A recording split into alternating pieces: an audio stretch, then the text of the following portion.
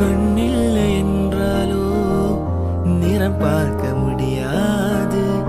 நிறம் பார்க்கும் கண்ணை நீ பார்க்க முடியாது.